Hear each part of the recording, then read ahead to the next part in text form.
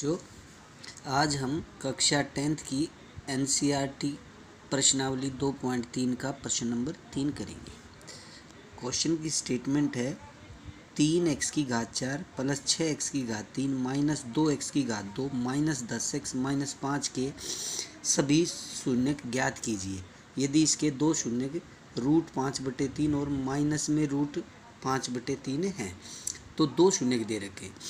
हमें पता है बेटे, जिस बहुपद की घात जितनी होती है उसके शून्य कितने ही होते हैं। अब जो ये दिया गया बहुपद है इसकी घात जो है 4 है, तो इसके 4 ही शून्यक होंगे। 4 में से 2 शून्यक दे रखे हैं, तो बाकी बचे हुए 2 वे शून्यक ज्ञात करने हैं। तो किस प्रकार करेंगे, क्योंकि दिए गए बहुपद के 2 शून्यक क्योंकि बेटा दिए गए बहुपद के 2 शून्यक √5/3 और माइनस में √5/3 है, 2 शून्यक हैं। तो यहाँ से हम निकाल सकते हैं बहुपद का गुणनखंड। तो बहुपद का एक गुणनखंड हो जाएगा, एक गुणनखंड जो होगा वो हो जाएगा बेटे x माइनस में √5/3। x में से एक शून्य की ये घटा दिया और x में से दूसरा शून्य को और घटा देंगे। वैसे तो ये 2 गुणनखंड अलग अलग हो जाएंगे, अब इनकी मल्टीप्लाई करेंगे तो एक गुणनखंड निकल जाएगा। तो बहुपद का एक गुणनखंड हो जाएगा x, इसमें से ये घटाएंगे माइनस का, तो माइनस माइनस प्लस में हो जाएगा √5/3। ये गुणनखंड एक गुणनखंड हमारे पास आ जाएगा। क्योंकि दिए गए बहुपद के 2 शून्यक दे रखे थे तो बहुपद का एक गुणनखंड निकालेंगे। वैसे तो ये 2 गुणनखंड होंगे बेटे, x माइनस दिस और x प्लस दिस, ये 2 गुणनखंड हो जाएंगे। x प्लस में √5/3, क्योंकि x में से माइनस करेंगे माइनस √5/3 तो प्लस का हो जाएगा। अब इसको एक इकट्ठा बनाएंगे, a minus B a plus B हो जाएगा बेटे x² और माइनस में √5/3 का स्क्वायर a² माइनस b², ये होता है a minus B a plus B. ये फॉर्मूला अप्लाई कर दिया। ये x² माइनस 5/3, 3 मल्टीप्लाई होके 3x² माइनस 5, जो ये है ये बहुपद का बेटे एक गुणनखंड आ जाएगा। इसके बाद जब एक गुणनखंड तो निकल गया, अब दूसरा गुणनखंड निकालने के लिए आप जो दिया गया बहुपद है उसको इससे डिवाइड कर देते हैं हम। कैसे, अब इसके बाद बेटे जो बहुपद दे रखा था 3x की घात 4 प्लस 6x की घात 3 माइनस 2x की घात 2 माइनस 10x माइनस 5, जिस बहुपद के हमने शून्यक ज्ञात करने थे उसको भाग दे देते हैं एक गुणनखंड से। बाकी गुणनखंड अब यहाँ इसको भाग देते ही जो भाग फैलाएगा वो इसका गुणनखंड आ जाएगा। अब इससे भाग देंगे तो सबसे पहले जाएगा ये बेटे 3x की घात 4, हाईएस्ट घात इसकी ये है और हाईएस्ट घात इसकी 3x की 2 है।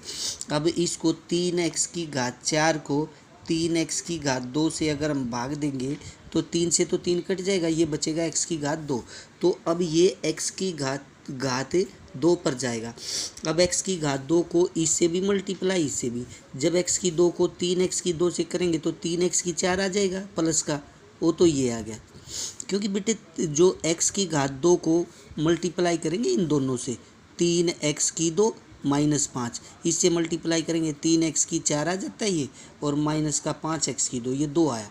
अब 4 घात के नीचे तो ये 4 घात वाले के लिए नीचे 4 घात वाला, 2 घात वाले के नीचे 2 घात वाला, तो ये तो पहले तो आ जाएगा हमारा 3x की घात 4, फिर था माइनस 5x की 2, तो ये माइनस 5x की 2 इसके नीचे आ जाएगा, माइनस 5x की 2, इनके निशान बदलेंगे, ये माइनस का हो जाएगा और ये प्लस का।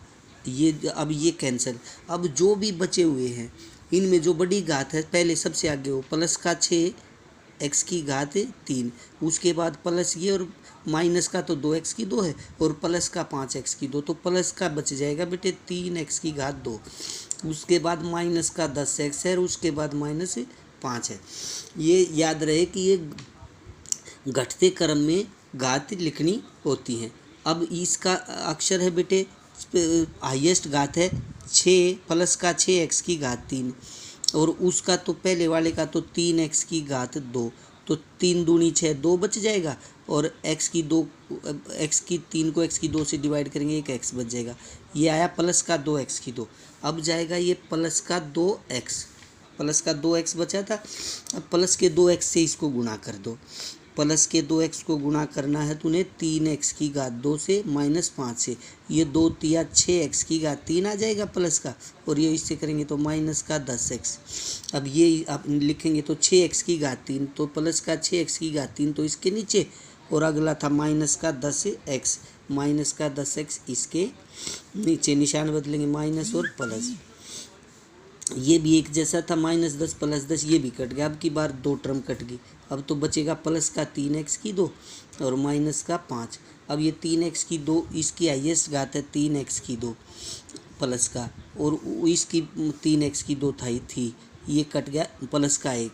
अब जाएगा बेटे प्लस 1 पर, तो 1 को से इसको गुणा करेंगे तो वही रह जाएगा, प्लस का 3x की 2 माइनस का 5, ये माइनस ये प्लस, ये दोनों कट गए, ये आ गया 0। जो भी गुणनखंड होता है तो शेषफल हमेशा बेटे 0 बचेगा। अब इसके भी गुणनखंड यहीं पर आप कर लीजिएगा। तो इसके गुणनखंड क्या आएगा, इसके बाद बेटे यहीं पर साइड में ही हम कर लेते हैं, यहाँ पर गुणनखंड लाइन खींच के बीच में, यहाँ तो यहाँ बीच में मैं लाइन ड्रा कर लेता हूँ। तो x की 2 प्लस 2x प्लस 1 इसके गुणनखंड करते हैं, ये बनेगा x की 2 प्लस x प्लस 1। तो ये आ जाएगा बेटे x common, x plus 1 plus का 1 कॉमन, x प्लस 1। तो ये x प्लस 1 कॉमन था, और 1x ये प्लस का ये दोनों के गुणनखंड ये आएंगे x प्लस 1। तो अब हम लिखेंगे विभाजन एल्गोरिथम से, इसको विभाजन एल्गोरिथम द्वारा ये होता है बेटे, आपको पता है भाज्य इक्वल टू होता है भाजक गुणा में भागफल जमा शेषफल। तो ये भाज्य था, इसमें 3x की 4 जमा 6x की घात 3 घटा में 2x की घात 2 घटा 10x घटा 5, यही ना, ये भाज्य इक्वल टू बताया है मैंने, भाजक 3x की 2 घटा 5 गुणा में भागफल x की घात 2 जमा 2x जमा 1, यही ना, भाजक गुणा भागफल और जमा में ये शेषफल तो 0 है, ये लिखने की ज़रूरत नहीं।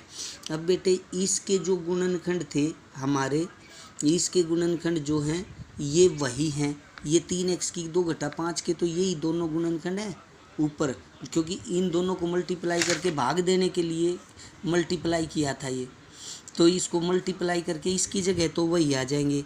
एक गुणनखंड तो था बेटे x माइनस में √5/3, दूसरा गुणनखंड था बेटे x प्लस में √5/3, और तीसरा था बेटे इसके दोनों गुणनखंड जो हैं ये अभी मैंने यहाँ निकाले हैं, x प्लस 1 और x प्लस 1, ये 4 हमारे गुणनखंड आ गए। तो दिए गए बहुपद के शून्यक हो गए बेटे, अतः दिए गए बहुपद के शून्यक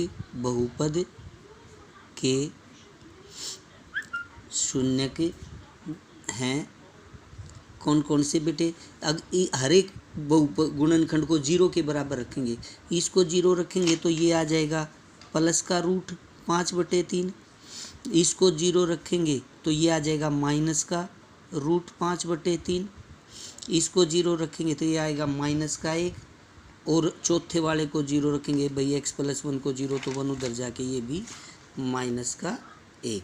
इस प्रकार हमें ये क्वेश्चन प्राप्त होता है। क्लियर, ध्यान से देखिए।